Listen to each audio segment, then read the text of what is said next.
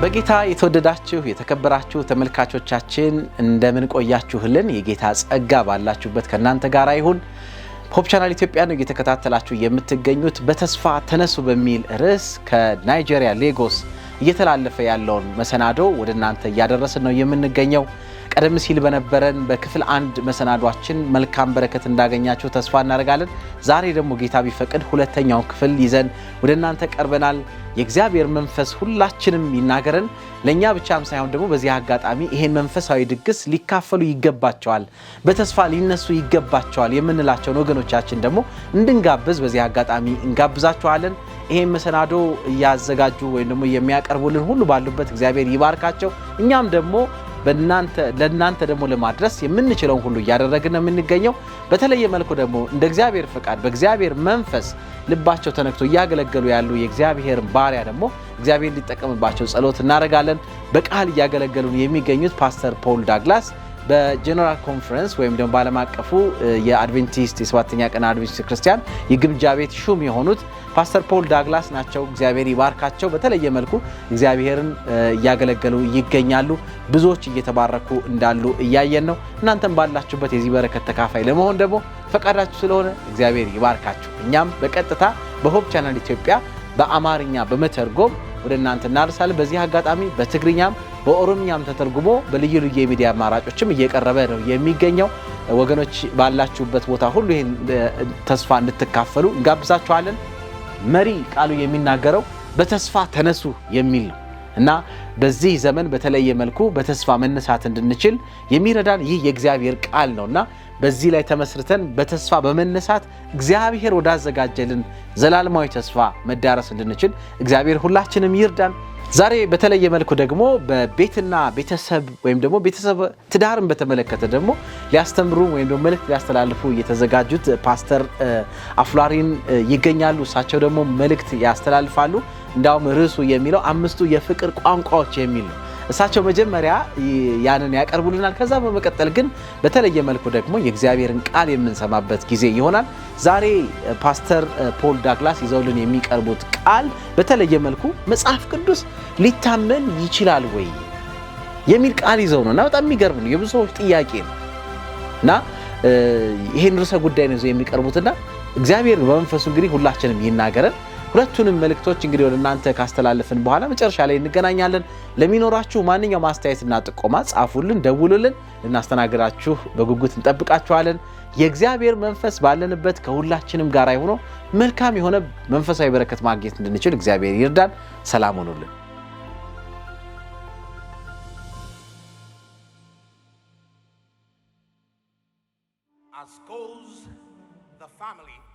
ጠንካራ ቤተሰብ ሲኖር ጠንካራ ሀገር ይኖራል። ጠንካራ ዓለም ይኖራል። ምክንያቱም የማህበረሰብ ጥንካሬ የተመሰረተው በጤናማ ቤተሰብ ላይ ነው። ዛሬ መጣሁት ልነግራችሁ ነው። እግዚአብሔር ፍቃድ ነው። ቤተሰባችሁ የደስታችሁ ማይነቃነቅ ድጋፍና ፍቅር እሴትና ጠንካራ እምነት ያለበት መሰረት እንዲሆንላችሁ ለዚህ ነው በዚህ ሰሞን ቤተሰብ ደስተኛ እንዲሆን የሚጠቅሙ ነጥቦች የምሰጣችሁ። የእግዚአብሔርን ቃል በምናይበት ጊዜ ጠንካራ ቤተሰብን ስለመመስረት፣ ችግር የሚቋቋም ቤተሰብ ስለመመስረት፣ ቤተሰብ ተጽዕኖ የሚፈጥር በማህበረሰብ ውስጥ ለመመስረት ይጠቅሙን።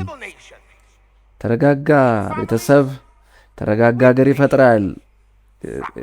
የደከመ ቤተሰብ የደከመ ሀገር፣ የተሰበረ ቤተሰብ የተሰበረ ሀገር ይፈጥራል፣ የተሰበረ ማህበረሰብ። ስለዚህ ማስተዋል አለብን። በጣም በትኩረት በቁም ነገር ማየት አለብን። ምክንያቱም እኔ ብዙ ነገሮች አይቻለሁ። ፍቅር ይሞታል። በአንዳንድ ቦታዎች አንብቤያለሁ። ከጥቂት ሳምንት በፊት አንብቤያለሁ። የሆኑ ጥንዶች ከቤተ ክርስቲያን ወደ ቤታቸው መጡ። ባልየው ሰባኪ ነበር። በዛ ምሽት ግን ያ ባል ሚስቱን ገደለ። ምክንያቱም በአንድ ጭቅጭቅ ምክንያት። ስለዚህ በፍቅር ውስጥ ሞት ሊኖር ይችላል። ስለእናንተ አላውቅም፣ ግን አንዳንዴ ሲኦል የሚሆንበት ጊዜ አለ ቤተሰብ። በእነዚህ ሰሞናት አብራችሁኝ ቆዩ። አንዳንድ ጠቃሚ ሐሳብ ካፍላችኋለሁ። ቤታችሁን እንዴት አስደሳች ቦታ እንደምታደርጉት ከጊዜ ወደ ጊዜ የምትናፍቁት ቤት እንዲሆን። ሌላ ጊዜ ደግሞ አየሁ ጆሮ፣ ሁለቱን ጆሮዎች አንድ ላይ ብታረጓቸው የልብ ቅርጽ ነው የሚሰጡት። ይሄ አንድ ነገር ነገረኝ። ጆሮ ወደ ልብ መግቢያ መንገድ ነው። መስማት ስትማሩ፣ መግባባት በደንብ ስትችሉ አምናለሁ ተግባቦት የግንኙነት ዘይት ነው። ተግባቦት የግንኙነታችን ማለስለሻ ዘይት ነው። ተግባቦትን በቤተሰብ ውስጥ ለማሳደግ በሚረዱ ነገር ዙሪያ ዶክተር ጌሪ ቸፍማን የጻፈው የፍቅር 5 ቋንቋዎች የሚል መጽሐፍ አለ። ላስታውሳችሁ እስቲ ከዛ መሃል እንዴት ተግባቦትን በቤተሰብ መሃል ማሳደግ እችላለሁ የሚለውን 5 መንገዶችን ይጠቅሳል። ከነዚህ 5ቱ መሃል የኔ የቱ ነው ብላችሁ መምረጥ አለባችሁ። ለእናንተ ፍቅረኛ ወይ ለጓደኛ ወይ ለትዳር አጋራችሁ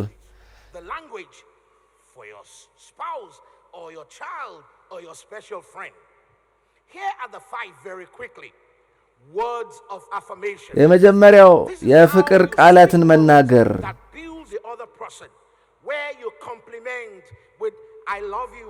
እወድሻለሁ፣ እወድሃለሁ፣ አመሰግንሃለሁ፣ አደንቅሃለሁ የሚሉ እነዚህ የፍቅር መገለጫ ቃላቶች ናቸው።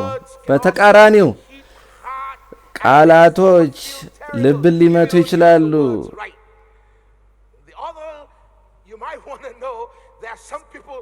አንዳንድ ሰዎች አሉ ቃላቶቻቸውን እንደ ቡጢ የሚጠቀሙ ሰውን ለመምታት። ሌላው የፍቅር ቋንቋ ጊዜ መስጠት ነው። በጣም የተመረጠ ጊዜ መስጠት፣ ሐሳባችን ሳይበታተን ትርጉም ያለው ንግግር መስጠት። ፍቅር በጊዜ ውስጥ ይገለጻል። ያንዳንዱ ሰው ፍቅር ጊዜ በመስጠት ማሳየት ይቻላል። ሶስተኛው ፍቅር ስጦታዎችን በመስጠት ነው። ይህንን ስጦታ አዘጋጅቼልሻለሁ። ብዙ ገንዘብ ወጪ የሚያስወጣ አይደለም፣ ግን ፍቅርን፣ አድናቆትን የሚገልጽ። አራተኛው አገልግሎት መስጠት ነው።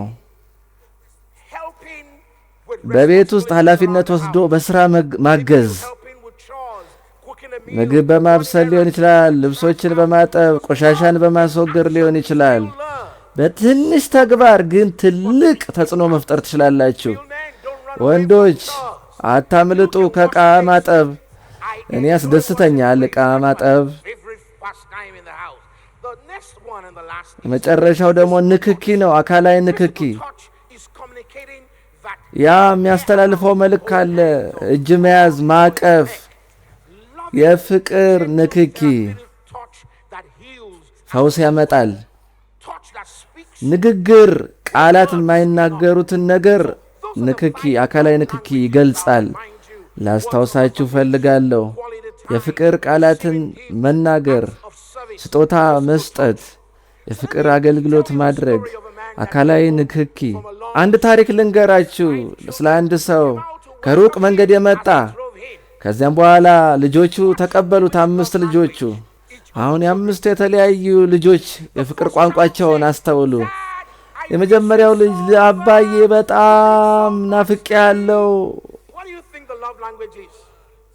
በቃላት ነው ይሄ ልጅ የሚገልጸው። አባቴ የሆነ ሰዓት አብረን እናሳልፍ። ይሄ ልጅ ጊዜ የሚፈልግ ነው።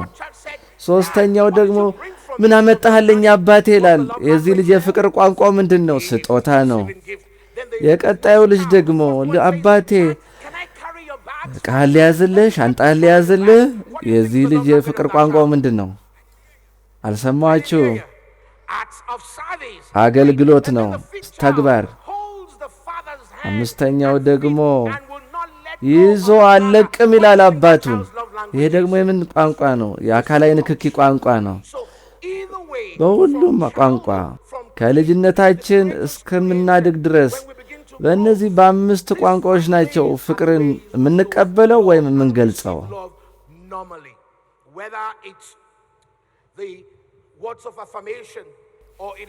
የንግግር በጊዜ ሊሆን ይችላል፣ ስጦታ በመስጠት ተግባራዊ አገልግሎት። አምስተኛ አካላዊ ንክኪ። ሁሉም ሰው በእነዚህ ነገሮች የተያዘ ነው። እንዴት ማወቅ እንደምትችሉ ልንገራችሁ። የፍቅር ቋንቋችሁን ምንድን ነው? የፍቅር አጋራችሁ ወይም የትዳር አጋራችሁ ምንድን ነው? ሁልጊዜ ይህን አላረክልኝ የሚለው የሚጠይቋችሁ። ያንን ካወቃችሁ ትክክለኛውን የፍቅር ቋንቋቸውን ማወቅ ትችላላችሁ። ቀጣይ ምን የሚሆን ይመስላችኋል? ርዕሳችን ሴቶች ምን ይፈልጋሉ የሚል ነው። ተስፋ በግንኙነታችሁ በቤተሰብ እንዳለ እንድታውቁ እፈልጋለሁ። እግዚአብሔር ይባርካችሁ።